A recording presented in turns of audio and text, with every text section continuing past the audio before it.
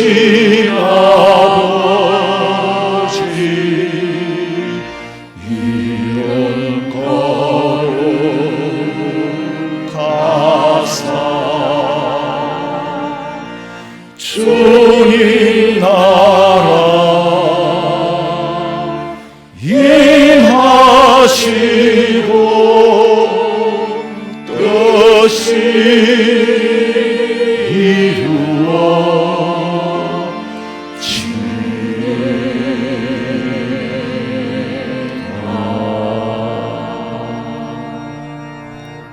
내 영혼아,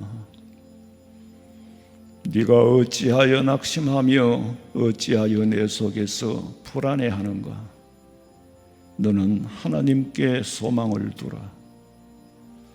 그가 나타나 도우심으로 말미암아 내 하나님을 여전히 찬송하리로다. 살아계신 하나님, 찬송과 영광과 존귀함을 세세무궁토록 받아주시기를 원합니다. 지구 환경이 파괴되고 몸부림을 치는 가운데 사람들은 혼란에 빠져 어떻게 살아야 할지, 그리고 또한 전쟁으로 인하여, 기근으로 인하여 어느 하나 안전된 것이 없지만은 저희들은 주님의 품 안에 안겨 우리의 심령이 불안하지 않고 오직 하나님만 믿고 여기까지 인도하신 하나님 장래에도 인도하시고 보호해 주실 줄로 믿으며 감사하옵고, 그동안에 지은 만 가지 죄를 보혈의 피로 사하여 주시기를 원하오며, 드리는 예배를 받아 연락해 주시옵시고 이 자리에 임재해 주시옵소서. 다시 오실 예수님의 이름으로 기도하옵나이다. 아멘.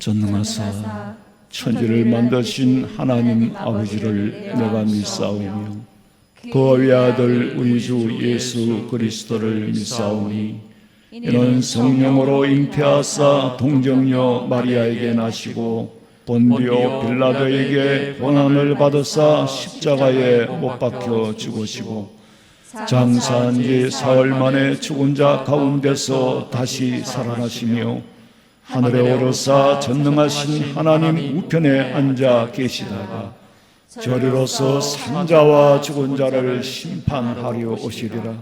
성령을 믿사오며 거룩한 공회와 성도가 서로 교통하는 것과 죄를 사하여 주시는 것과 몸이 다시 사는 것과 영원히 사는 것을 믿사옵나이다. 아멘.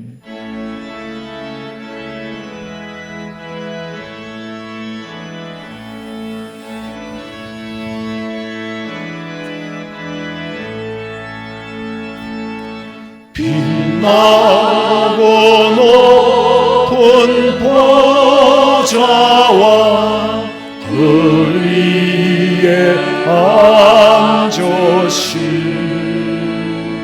주 예수 얼굴 영광이 해같이 빛나네. 해같이 빛나네. 나 이제 생명 있어문 주님의 은혜요. 저 사망 권세 이기니 큰 기쁨 넘치네. 큰 큰 기쁨 넘치네.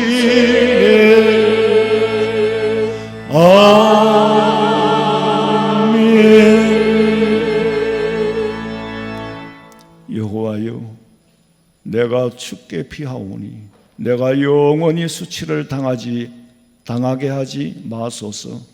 주의 의로 나를 건지시며 나를 풀어주시며 주의 길을 내게 기울이사 나를 구원하소서. 주는 내가 항상 피하여 숨을 바위가 되소서. 주께서 나를 구원하라 명령하셨으니 이는 주께서 나의 반석이시요 나의 요새이심이니이다. 나의 하나님이여, 나를 악인의 손 곧 불의한 자와 흉악한 자의 장중에서 피하게 하소서. 주 여호와여, 주는 나의 소망이시요 내가 어릴 때부터 신뢰한 이시라. 내가 모태에서부터 주를 의지하였으며 나의 어머니의 배에서부터 주께서 나를 택하셨사오니 나는 항상 주를 찬송하리이다. 아멘.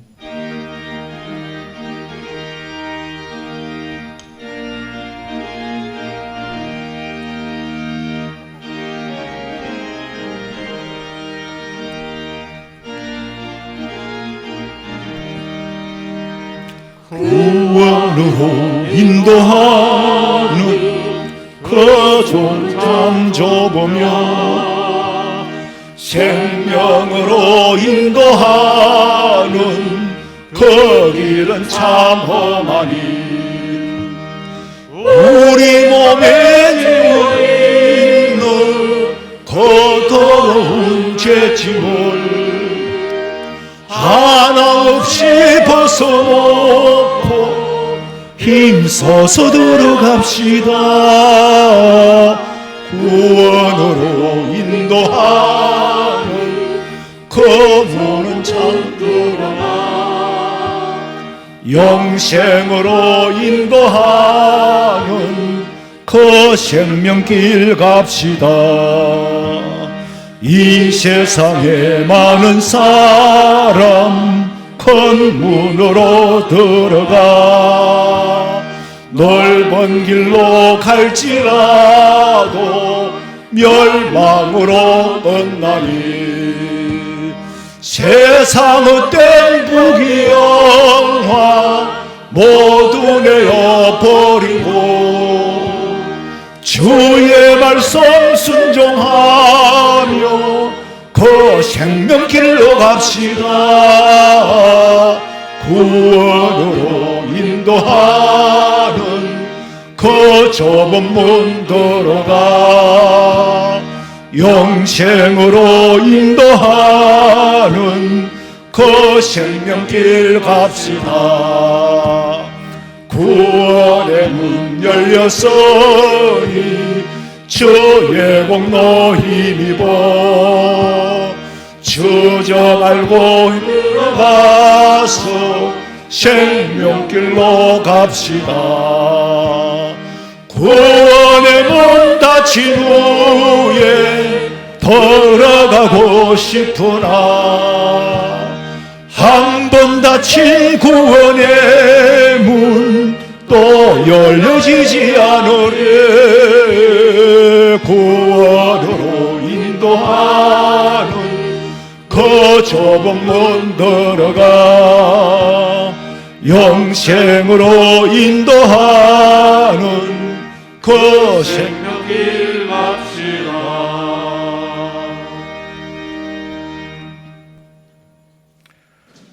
사랑과 은혜로 우리를 지켜주시는 하나님 아버지, 암울한 현실에 갇혀 한숨 짓던 우리를 예배의 자리로 불러주시니 감사합니다. 팬데믹의 긴 터널을 벗어나 일상을 회복시켜 주옵시고 장마와 폭염을 견디어 가을의 문턱에서 풍성한 수확의 기쁨을 주신 은혜를 잊지 않게 하여 주시옵소서. 우리들이 원하는 것만 씨 뿌려 가꾸지 않게 하시고 주님께서 추수하시기를 원하는 영혼 구원을 위하여 씨를 뿌리고 가꾸는 성도들 되기 원합니다. 영원하신 주님, 오늘 이 자리 저희들이 주님 앞에 나올 수 있는 이유는 그 영원하신 하나님께서 지금도 동일하게 저희들과 함께 하시며 우리를 굳게 붙드시는 줄을 믿기 때문입니다. 그 주님을 신뢰하며 또한 기뻐하며 찬송하는 이 자리가 모두 되게 하여 주시옵소서. 하나님께서 역사의 주인이심을 온전히 신뢰하지 못했던 지난날의 모습을 반성합니다. 낙담하고 두려워하며 뒷걸음질 쳤던 불신앙에서 벗어나게 하여 주시옵소서. 말씀 전하는 목사님, 선포되는 말씀을 통하여 은혜 충만케 하사 이 예배를 통하여 심령이 새로워지고 하늘이 열리는 은혜 받기를 소망합니다. 우리 교회를 통하여 세상을 구원하고 변화시키는 사명 감당하게 하여 주시옵소서. 오직 하나님이 주인 되심을 잊지 않게 지켜 주시옵소서. 저희가 성도로서 구별된 삶을 살아가기를 소망합니다. 우리가 오늘 어떤 선택과 삶을 사느냐에 따라 우리의 가정과 일터는 물론이요 한국 교회와 이 나라의 미래가 달려 있음을 기억하게 하여 주시옵소서. 성도들 삶의 자리가 곧 주님의 뜻을 수행하는 현장이 되기를 간구합니다. 오늘도 내일도 주님은 우리를 통하여 망가진 이 세상을 고치려 하십니다. 우리가 서 있는 삶의 자리, 바로 그곳에서 하나님의 나라가 임할 수 있도록 저희가 할 수 있는 일을 시작하게 하여 주시옵소서. 사랑의 하나님 아버지, 성도들의 아픔을 헤아려 주옵소서. 아무에게도 말하지 못하는 상황들이 있습니다. 오직 주님만이 아십니다. 그 마음을 어루만져 주옵시고 회복되게 하여 주시옵소서. 성도의 가정마다 주께서 주시는 위로로 말미암아 기쁨이 충만하게 넘쳐나게 하여 주시옵소서.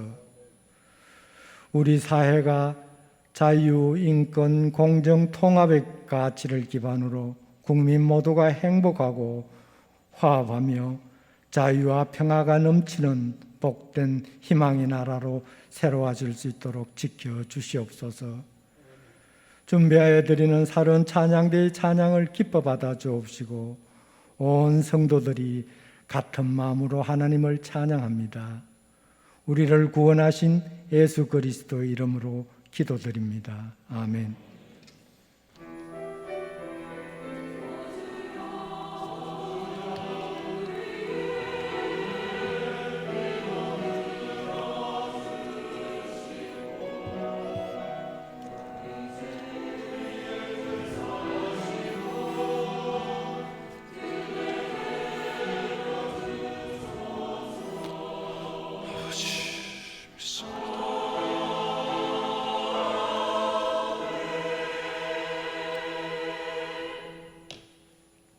하나님의 말씀은 신약 성경 누가복음 18장 18절에서 27절 말씀, 신약 성경 127페이지 정도에 있습니다. 주보 이면을 참고하시기 바라며 제가 봉독해 드리겠습니다.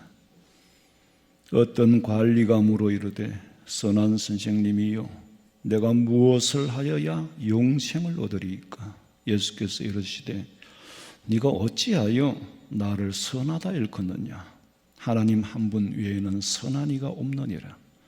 네가 계명을 안하니 간음하지 말라, 살인하지 말라, 도둑질하지 말라, 거짓 증언하지 말라, 네 부모를 공경하라 하였느니라.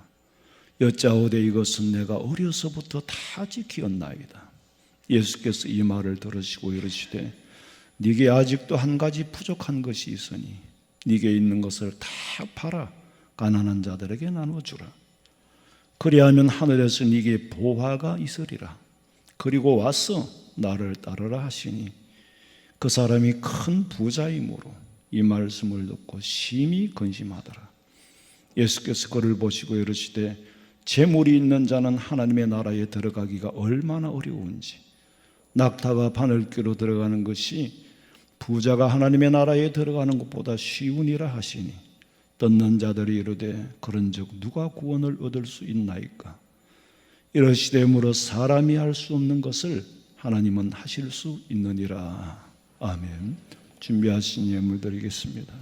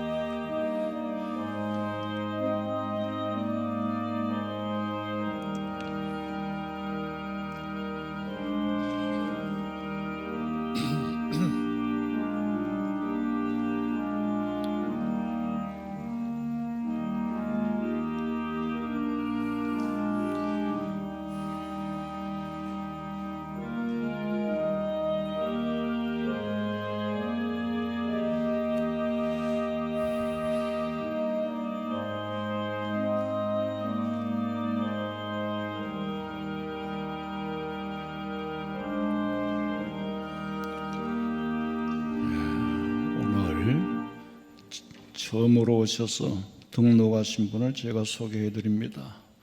제가 호명할 때 잠시 일어서 주시면 교회가 환영하겠습니다. 유화정 집사님이 인도하셨습니다. 유영근님, 네, 우리 손을 들어서 환영하겠습니다. 환영합니다. 기도드리겠습니다. 하나님, 스쳐 지나갈 뻔했던 귀한 아들, 알고 보니 하나님의 아들이요 천국의 시민권을 가지고 땅에 살아갑니다. 아버지 하나님, 전과 후를 저희들은 알 수 없지만 아버지께서 알고 인도하셨사오니 이 아들을 이 전에서 떠나지 않게 하시고 주님을 향한 걸음이 다시는 세상길로 가지 않게 하시고 형편과 사정을 아시는 아버지 전부를 맡아 주관하시고 여기 엎드려 기도할 때에 응답받게 하시고 찬양할 때에 하늘의 보좌를 움직이게 하여 주시옵소서. 드리는 예물을 아버지 연락하시고 저희들 땅에 사는 동안에 어떤 가뭄이나 더위가 올지라도 두려워하지 않고 기근 속에서도 일용할 양식 때문에 걱정하는 일이 생기지 않도록 가난과 궁핍을 면하게 하시고 자자손손이 이 믿음 지켜 땅에 사는 동안에도 물질의 복을 받아 누리며 살기를 원하오니 아버지 응답해 주시옵소서. 감사를 드리며 다시 오실 예수님의 이름으로 기도하옵나이다. 아멘. 감사합니다. 앉으시면 되겠습니다. 광고 시간입니다. 주보 13면을 참고하시기 바랍니다. 오늘 오후 2시부터 임시 당회로 모입니다. 그리고 찬양대원을 임명합니다. 새로운 찬양대 소프라노 파트의 박미경 B 집사님, 박은양 사모님, 할렐루야 찬양대 테너의 홍기종 집사님, 그리고 성경책 표지 리폼을 맡기신 분들은 3층 서점에서 자기 것인 걸 확인하고 찾아가시기 바랍니다. 추석 예배 순서지를 주보를 참고하시고 가정에서 예배 드리시고 돌아오는 금요일은 명절 연휴 관계로 모이지 않습니다. 철학기도회는 모이지 않고 토요일 새벽기도는 모입니다. 그리고 금요일부터 12일 월요일까지는 새벽기도 차량 운행이 우리 집사님들이 하는 거기 때문에 여러 가지 애로가 있어서 차량 운행이 없는 걸 참고하시고 착오 없으시기 바랍니다. 그리고 피택 받으신 분들은 4층 로비에서 9월 신앙생활 점검표를 수령하고 8월 점검표를 로비 수거함에 제출해 주시기 바랍니다. 성가대 찬양 드리겠습니다.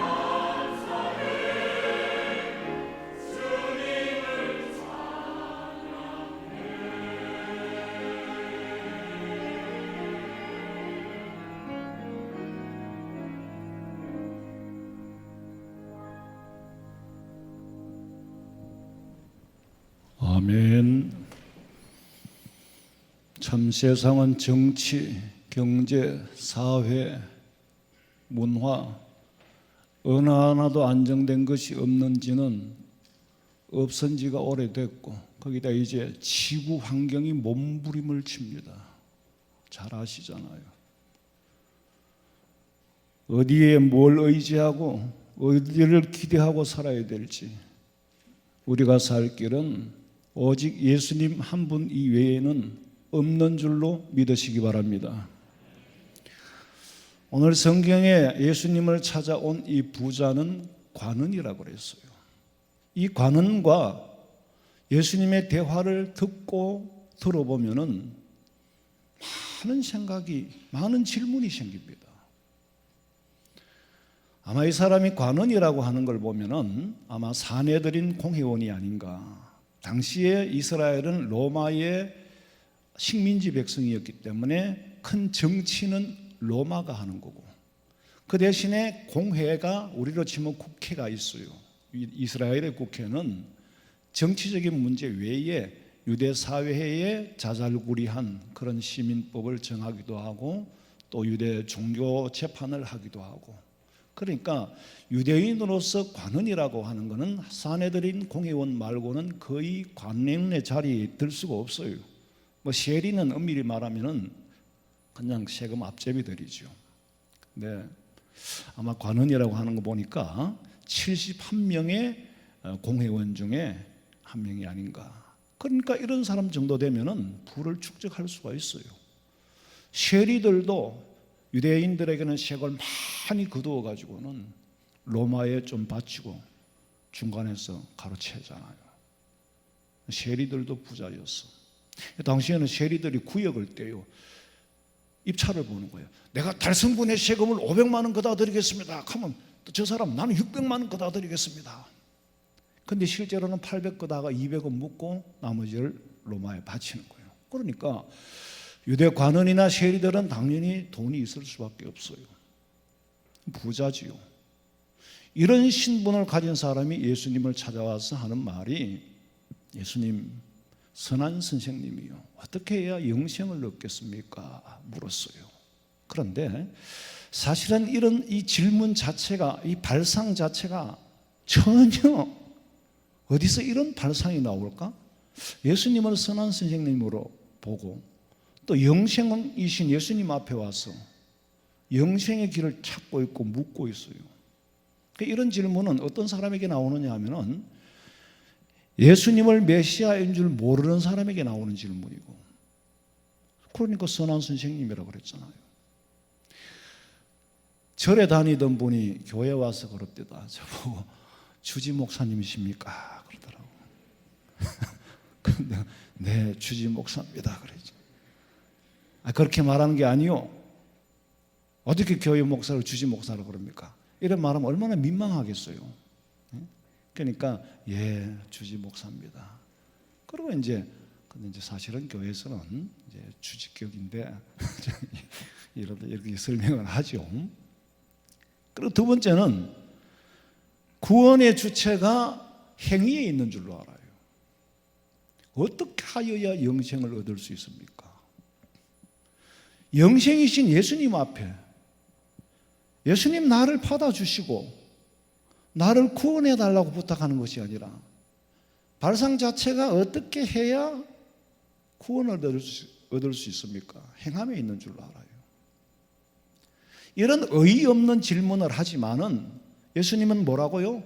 그를 사랑하시기 때문에, 성경에 보니까 그를 사랑하시기 때문에 꾸중하지 않고 부드럽게 유도를 합니다. 살인하지 마, 간음하지 마, 도적질도 하면 안 돼, 거짓 증거하고 남한테 속여서 취하고 그런 거 하지 마, 그리고 네 부모를 공경해. 그랬더니 부자가 하는 말이, 그런 거는 어릴 때부터 다 지켰습니다. 당연하겠죠. 유대인 율법을 주로 공회원들은 제사장들이 돼요. 제사장이 공회의 의장이 돼요. 유대인들은 다 율법을 새기면서 율법을 어릴 때부터 지키고 살았으니까 이런 정도는 당연히 지켰겠지요. 더더구나 부자니까 도둑질 할 필요도 없을 거고 남한테 거짓 속이거나 사기칠 일도 없을 거고 그런 건 저는 어릴 때부터 안 했습니다. 그래요. 그러면은 예수님께서 그래? 예수님 하라는 거 다 했으니까 다 했습니다. 그러면 오케이 이렇게 해야 되는데 예수님 하시는 말씀이 오케이가 아니라 오히려 한 가지 부족한 것이 있다. 네 있는 것을 다 팔아가지고 전 재산을 팔아가지고 가난한 자들에게 나누어 주라. 그리하면 하늘에서 네게 보화가 있으리라. 지금 예수님 보시기에는 이 부자에게는 돈이 재물이 앞을 가렸어. 이걸 치우지 않고는 예수님을 예수님으로 볼 수도 없고 하늘의 보화를 체험할 수도 없게 되어 있어요. 그러면은 보편적으로 생기는 질문은 아니 영생은 재산을 얻어서 재산을 팔아서 재산을 나누어 주어야 선행으로 얻는 걸까? 그리고 두 번째로 도대체 영생의 값이 얼마이기에 내 전 재산을 팔아서 나눠주라고 하는가? 이런 생각이 드니까 부자는 재물이 많으니까 당연히 근심할 수밖에 없지요. 그런 모습을 보신 예수님 말씀하시기를 10장 23절 읽어봐요. 예수께서 둘러보시고 제자들에게 이르시되 재물이 있는 자는 하나님의 나라에 들어가기가 심히 어렵도다 하시니 만약에 이 사람의 전재산이 아무리 없어도 한 10만 원 정도가 전재산이 되었더라면은 근심할 필요도 없이 쉽게 이것이 걸림돌이 된다면 팔겠습니다. 그렇게 했을 텐데 이 사람은 부자니까 근심이 많아요. 마태는 아시다시피 세금쟁이잖아요.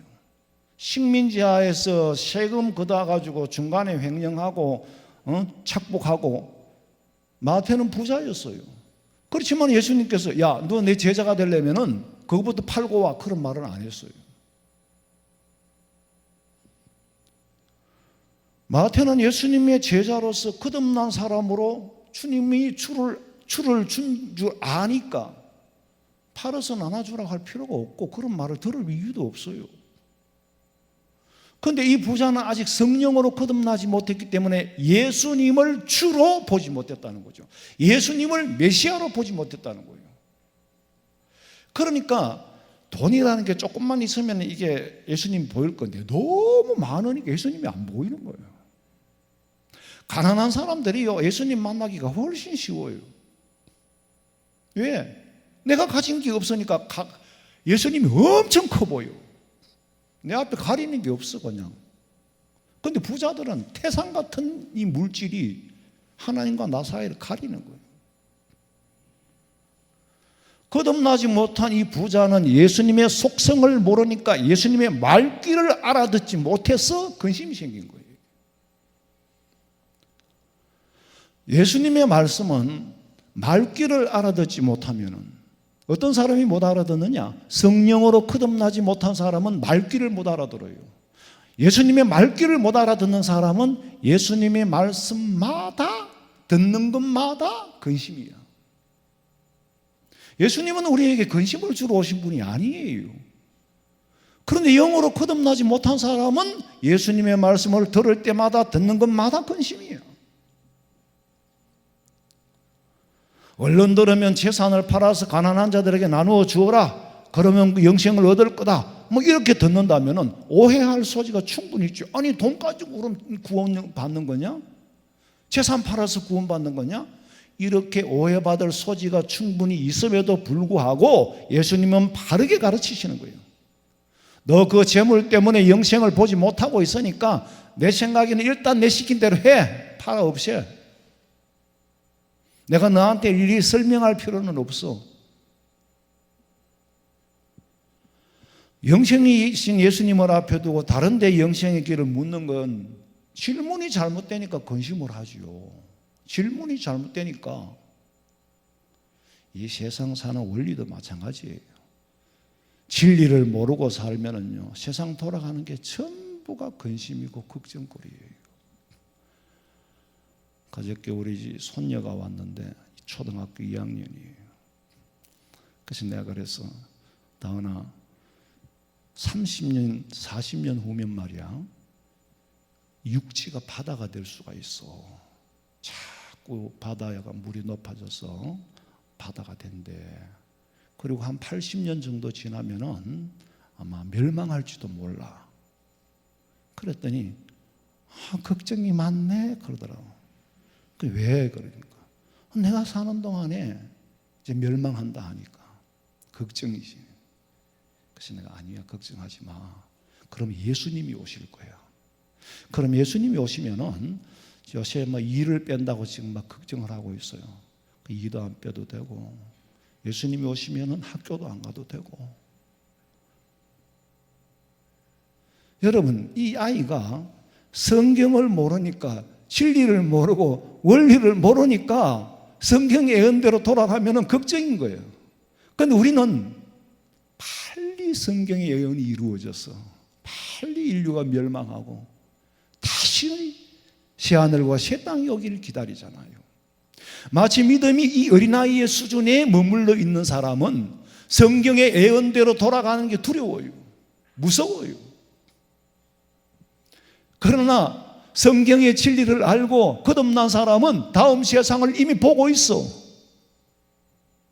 다음 세상을 이미 보지 못한 것을 믿는 히브리서 11장의 믿음이 우리 속에 있기 때문에 나 두려움 없네 두려움 없도다 주 예수님 늘 함께 계시오니. 어떤 풍랑도 거듭난 사람은 다음 세상에 확신이 있는 사람은 두려워하지 않습니다. 믿음이 어린아이의 수준에 있으니까 성경의 예언을 말하면 공포감을 조성한다. 성경의 예언을 말하면 두려워. 차라리 성경을 모르고 예언을 모르면 되는 대로 살다가 죽으면 그뿐인데 예언을 들으니까 소화가 안 돼. 왜? 믿음이 없으니까. 그러니까 근심하며 갈 수밖에 없어. 교회가 갈수록 두려운 거예요. 말씀을 들어올수록 근심인 거예요.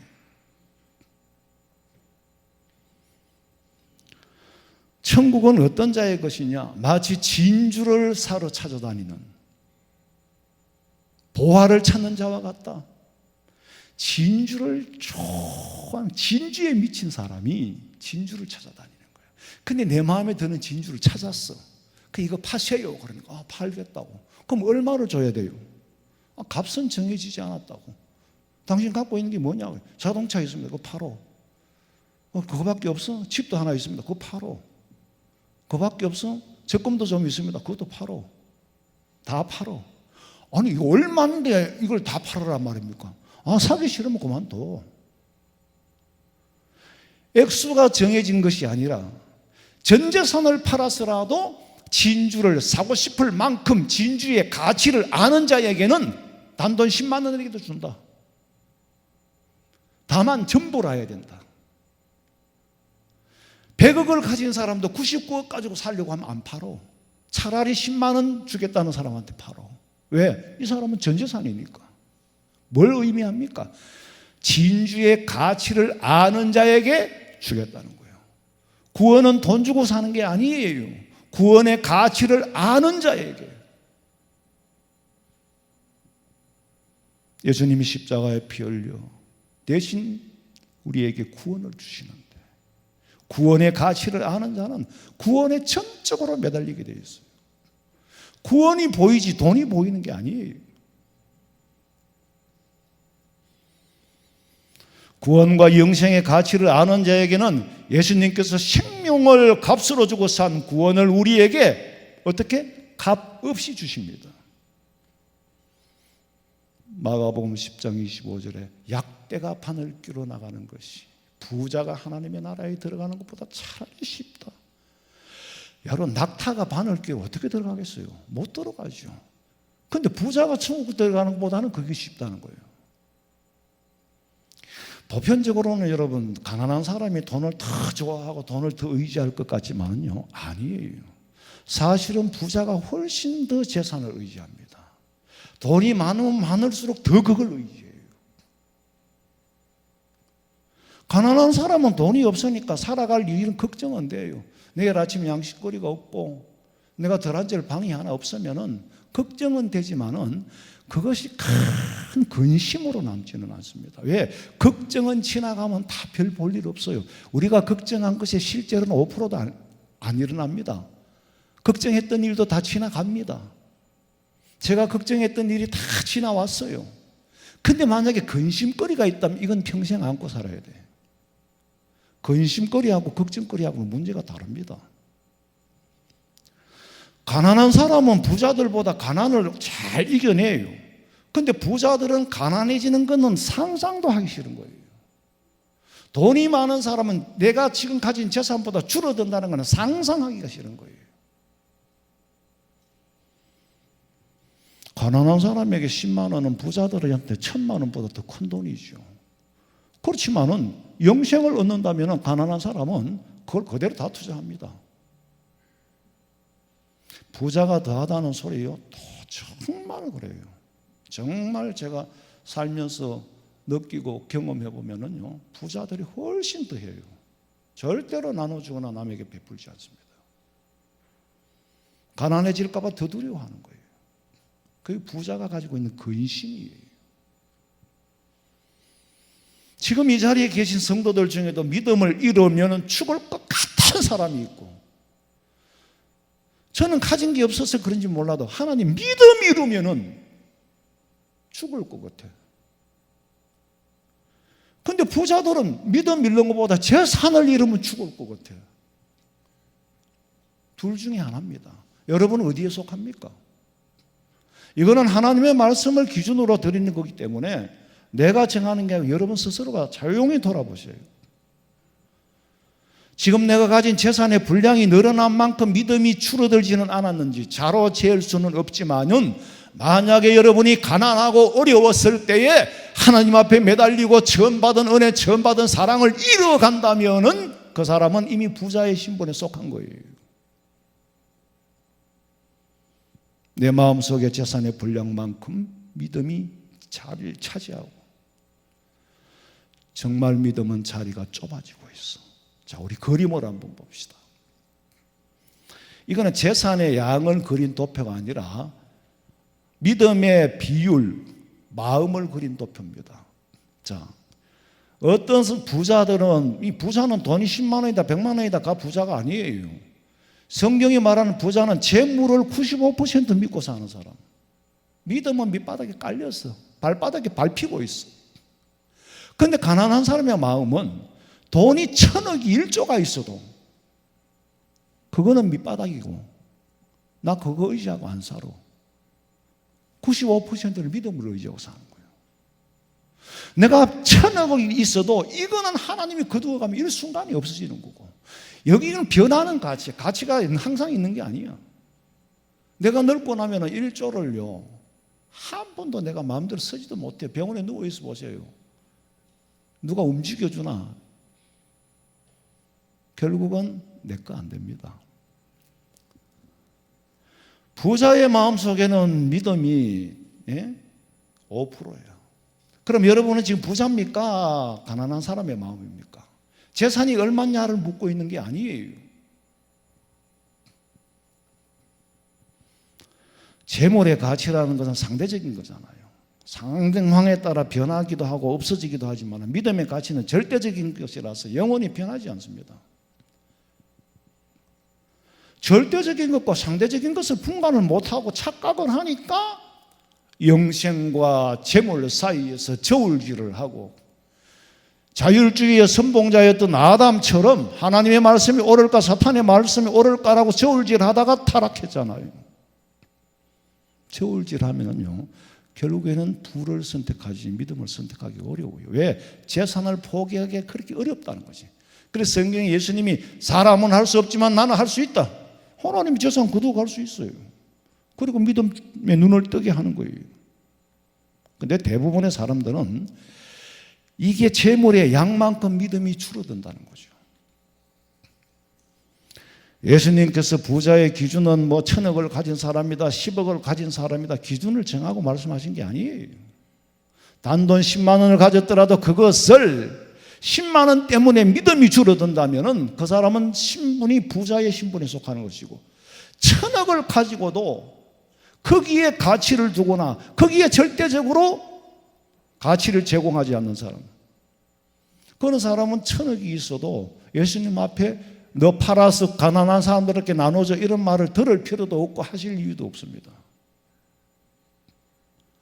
믿음의 절대 가치를 아는 사람에게는 너 그렇게 돈 많이 가져? 교회 좀 바쳐. 그런 말 안 들어도 돼요. 근데 믿음이 없는 사람은 너 단돈 그 10만 원 믿고 깝죽거리는데 그거 다 바쳐. 그래야 네가 정신 차리지. 의지할 데가 없어야 돼. 1,000억도 걸림돌이 안 되는 사람이 있고 10만 원도 걸림돌이 되는 사람이 있어요. 여러분이 한번 스스로 생각해 보세요.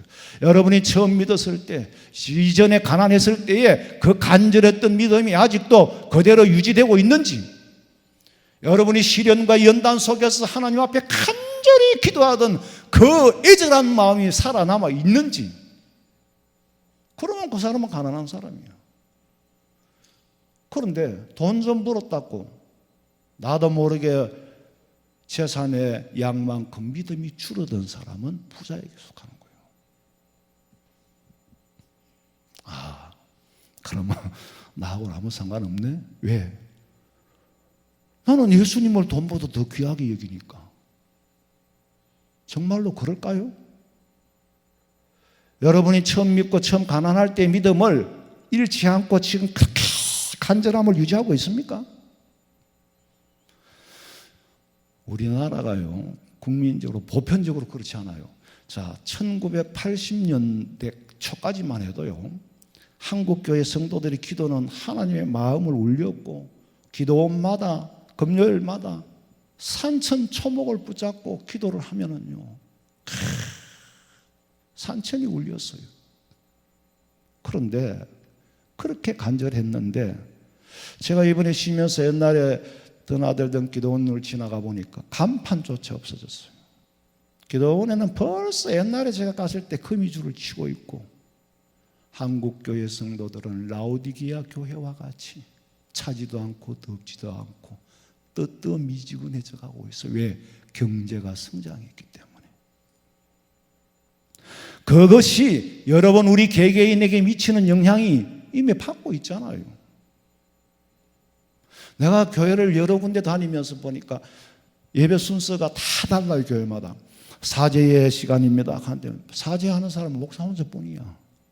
사제의 기도 시간이라 하는데, 근데 목사님도 그렇게 간절하게 사제를 원하는 것을 안 해. 내가 보기에. 엘키메데스의 원리를 적용한다면 물질의 분량만큼 믿음의 분량은 빠져나갔단 말이에요. 예외 없습니다. 전부.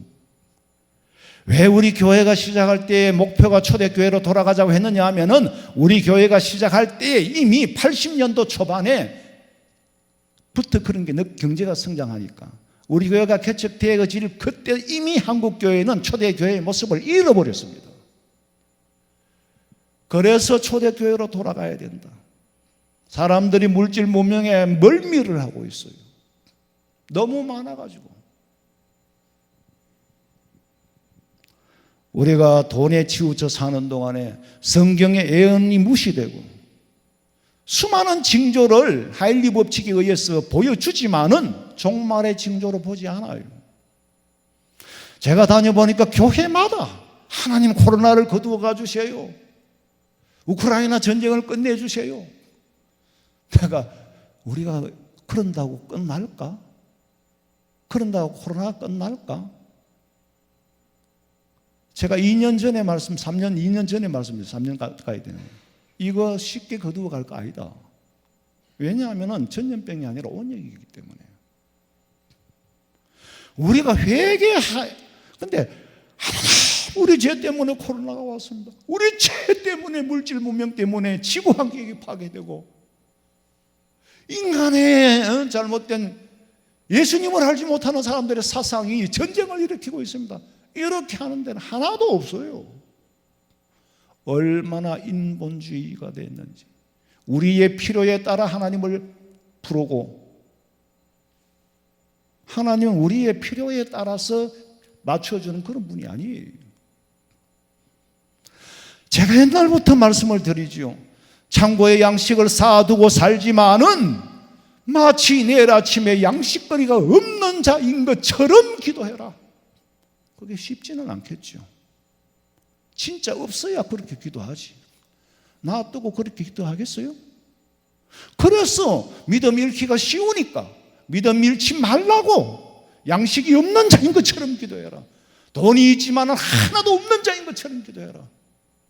왜? 그건 의지할 게 못 되니까.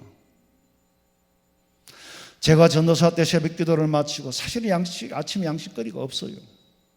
새벽 기도를 마치고 집으로 돌아왔는데 하나님께서는 나의 등 뒤에서 등 뒤에 어떤 여집사님 전부 밀을 이고 나를 따라오게 만드는 거예요. 상식으로 생각해 보세요. 양식도 없지요. 그리고 또 들어앉을 방도 하나 없었지요. 돈도 없지요. 그러면 내가 믿음이 좋아서가 아니라 믿을 곳이라고는 하나님밖에 없어. 그러니까 간절히 창자가 끊어지도록 내가 믿음이 좋아서가 아니라니까 하나님의 환경을 그렇게 몰아넣는 거예요. 왜? 교만하니까. 저는 돈이 많으면 안 될 사람이에요. 돈이 많으면 여러분들보다 훨씬 아불 사람이에요. 가벼운 사람이에요. 우리 어머니 말씀처럼 무시궁디처럼 까부는 사람이라. 난 돈이 없어야 돼요. 돈이 없어야 기도하고 돈이 없어야 하나님 바로 섬기게 되는 거예요. 하나님만 의지하도록 만드는 거예요. 그때 제가 이 간증을 하려면 한도 끝도 없어요. 수십 년 동안 평생 살아오면서 한순간 한순간이 다 간증이니까. 크신 하나님, 지구만 만들어서요, 태양계, 우주, 은하계, 그 밖에 그 크신 하나님께서 낮고 비천하고 벌레만도 못한 나를 세밀하게 기억하시고 나의 등 뒤에 양식을 이고 따라오게 만드는 거. 하나님의 그 섬세하시고 세밀하신 하나님 앞에 무릎을 꿇을 수밖에 없어요. 전지하신 하나님은 우리의 일거수일투족을 전부 다 보고 계셔요. 사람도 모니터를 하는데 하나님 우리의 마음까지도 알고 계셔. 그래서 일거수일투족, 언행도 마음가짐도 틀렸다면 고쳐 먹어야 돼. 고치려고 노력을 해야 돼요. 아무렇게나 살았던 어주이 떠주이를 다 천국에 가는 게 아닙니다.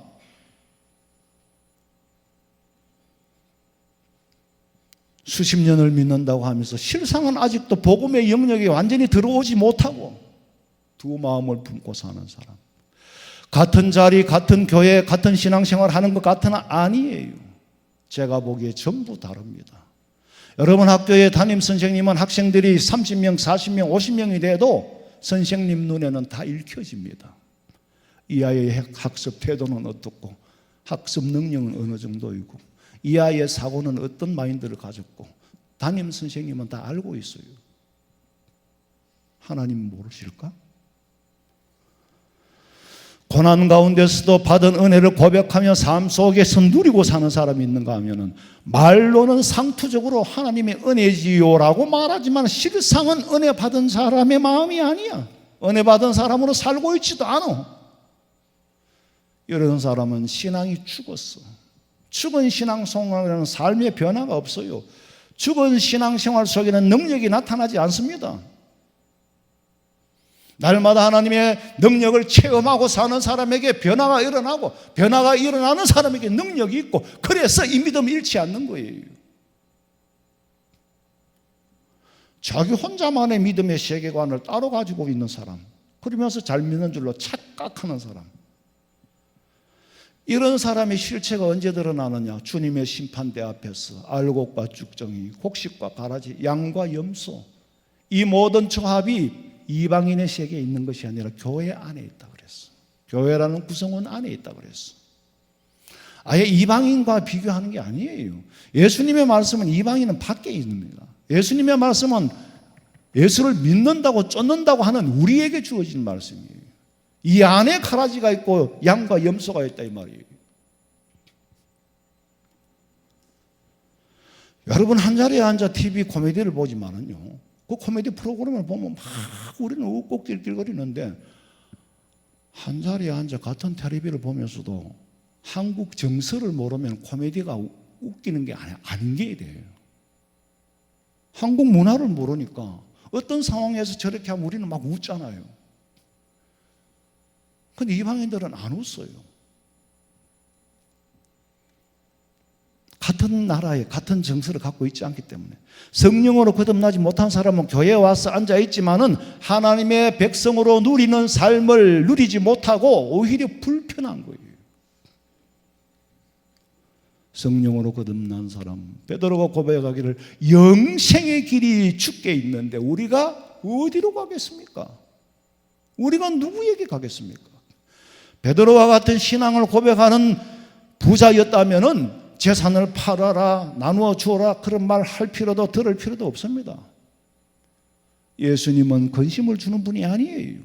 그런데 예수님의 말씀을 바르게 듣지 못하면은, 거듭나지 못한 사람의 상태로 들으면은 겁을 주는 걸로 들리고 두렵기도 하고 듣는 것마다 근심이라. 예수님의 말씀을 들으면 구조적으로 근심으로 변하게 돼 있어요. 거듭나지 않은 사람에게는 근심으로 변하게 돼 있다니까. 거듭나지 않은 사람에게는 성경의 애언을 선포하면은 목사님이 왜 위기감을 조성하느냐?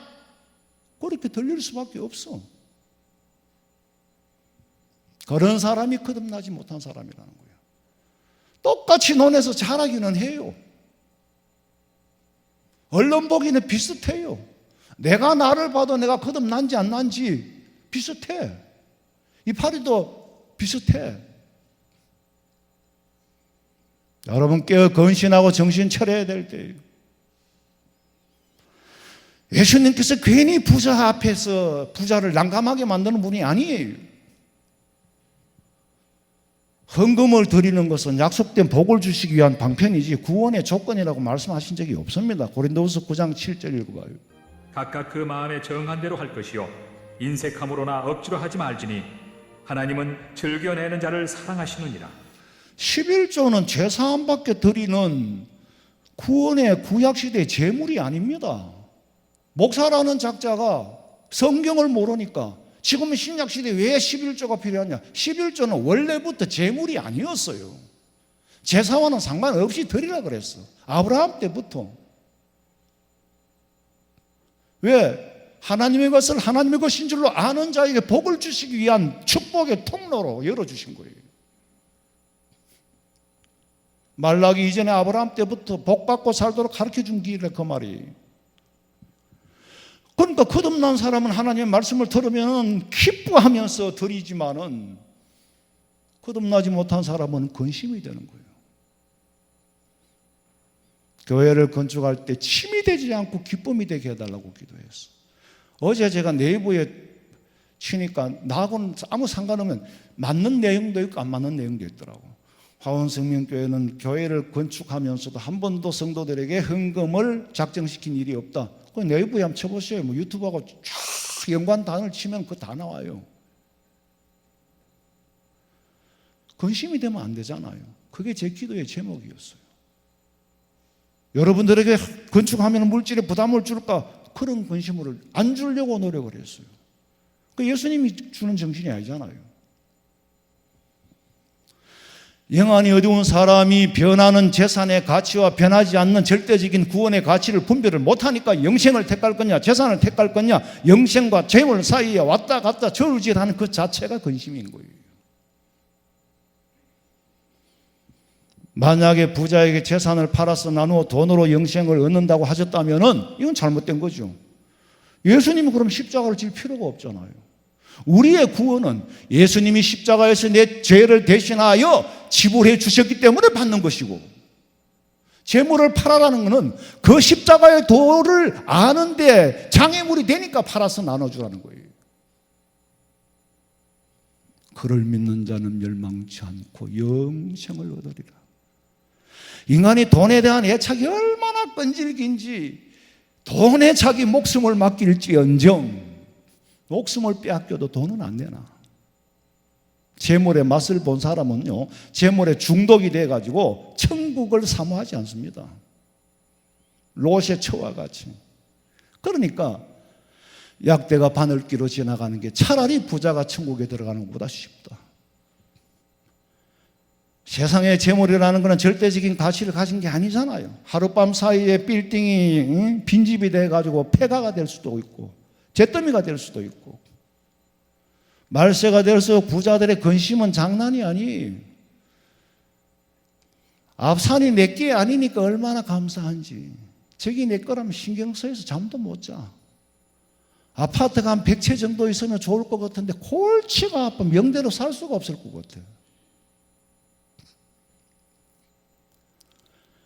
그래서 찬송가에 보니까 웬일인가 내 형제여 재물만 취하다. 세상 물질 불탈 때에 너도 타겠구나.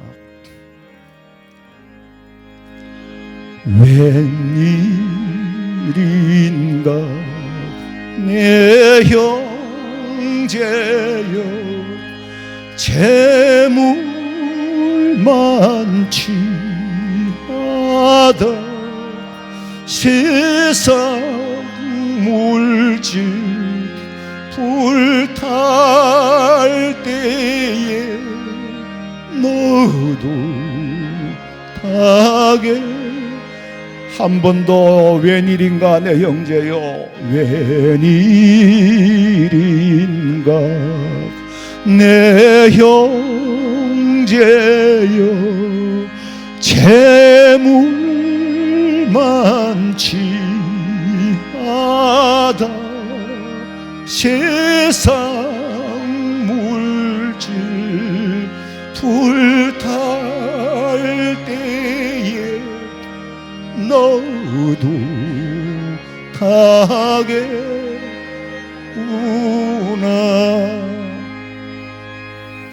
돈이라는 거는요, 쓸 수 있는 사람에게 가치가 발생하는 거지. 내가 늙고 병들어 쓸 수 없을 때, 침상에 누웠을 때는 돈이 내게 힘이 안 됩니다. 아들한테 그 은행에 돈 찾아가지고 이리 가져온다는 가져와 등짝 밑에 깔고는 앉았는데 내가 뭐 쓸 수가 없어. 도난 당할 위험 밖에는. 돈 열심히 벌어서 쓸 수 있을 때 쓰세요. 보람되고 의미 있게 쓰세요. 근데 배후에는 자식이 있기 때문에 못 쓰는 거예요.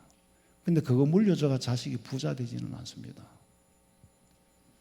그는 그 사람의 그 아들에게 믿음을 물려줘야 돼요. 내가 받은 복을 네가 받으려면 네도 그렇게 살아.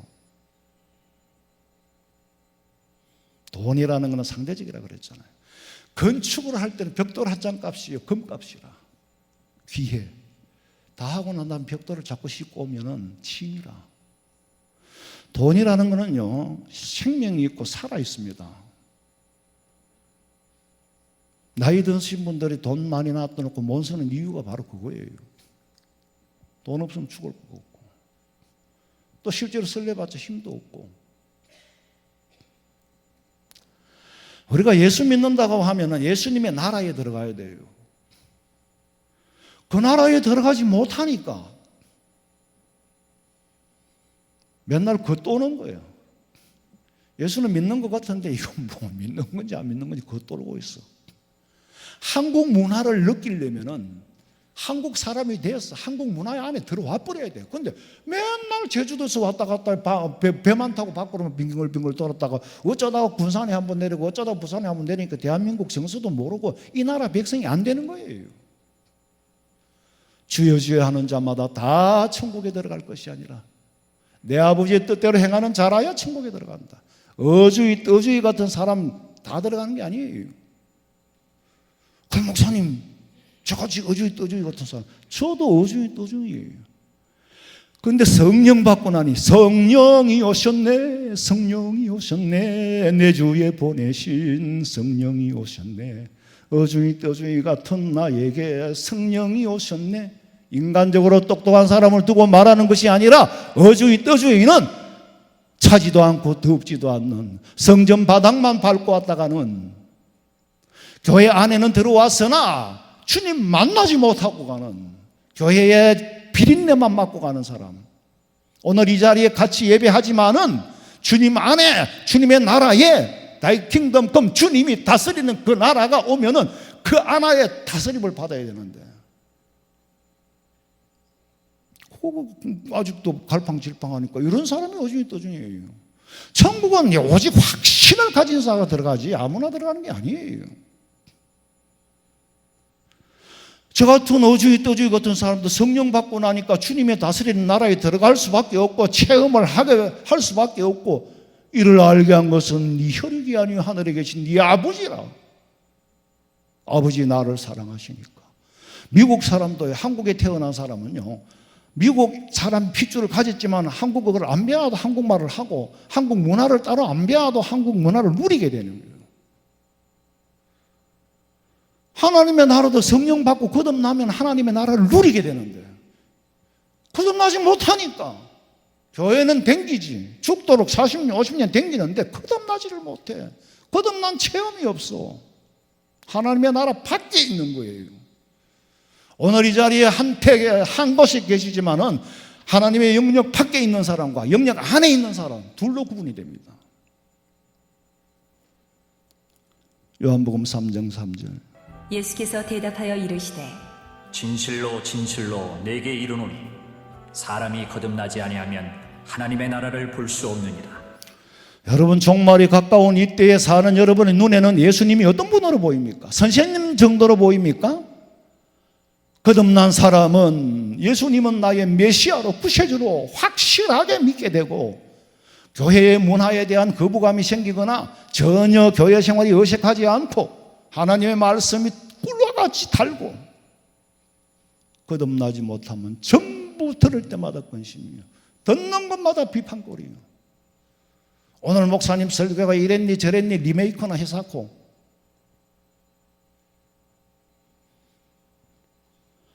거듭나지 못한 사람은 교회에 왔다고 하지만 사실은 아직도 어색하고 예배당이라는 건물에 온 것뿐이지 성전에, 교회, 에클레시아, 부름받은 무리에 들어오지는 못했다는 거예요. 거듭나면 가치관 변해요. 주 예수보다 귀한 것은 없네. 이 세상 부귀와 바꿀 수 없네.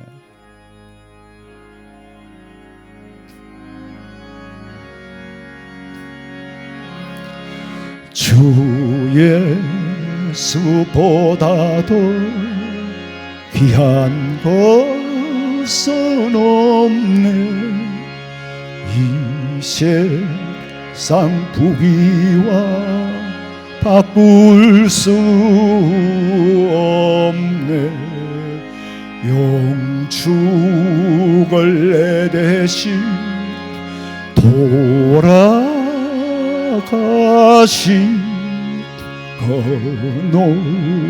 놀라운 사랑 잊지 못해. 세상 즐거움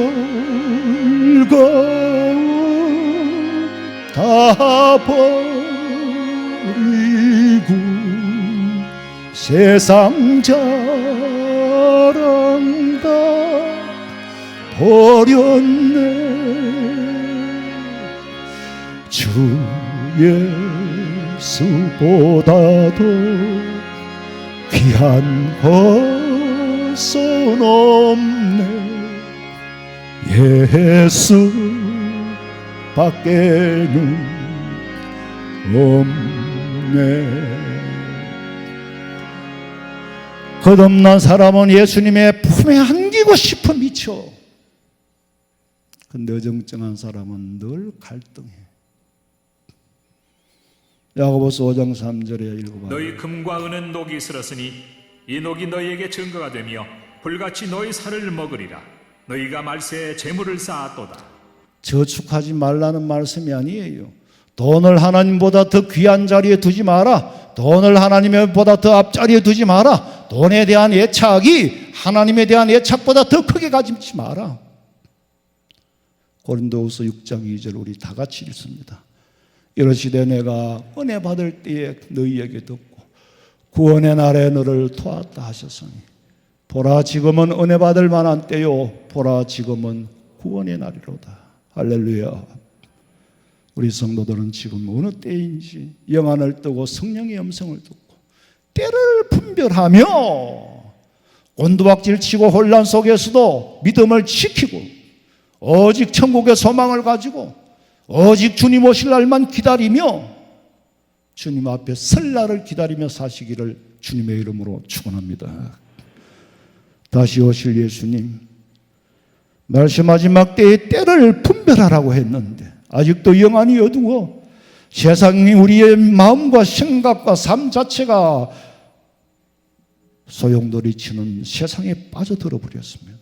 거기서 헤어나려고 아무리 발부둥 쳐도 헤어날 수가 없는데 우리는 객관적으로 하나님의 나라에서 세상을 진단할 수 있도록 영안이 열리고 아버지의 성령의 음성을 듣게 하여 주시옵소서.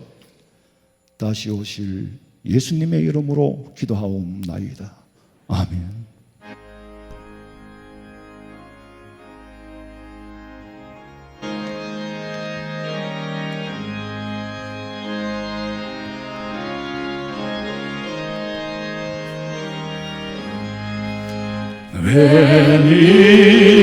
웬일인가 내 형제여 주 안이 따가 죄값으로 지워 경벌 너도 받겠구나. 웬일인가 내 형제여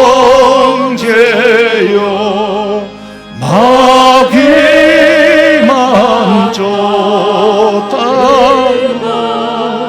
저 마귀들 옥할 때에 너도 가겠구나. 웬일인가 내 형제여 재물만 취하다 세상 물질 불탈 때에 너도 가겠구나. 웬일인가 내 형제여 죄악에 매여서 한없이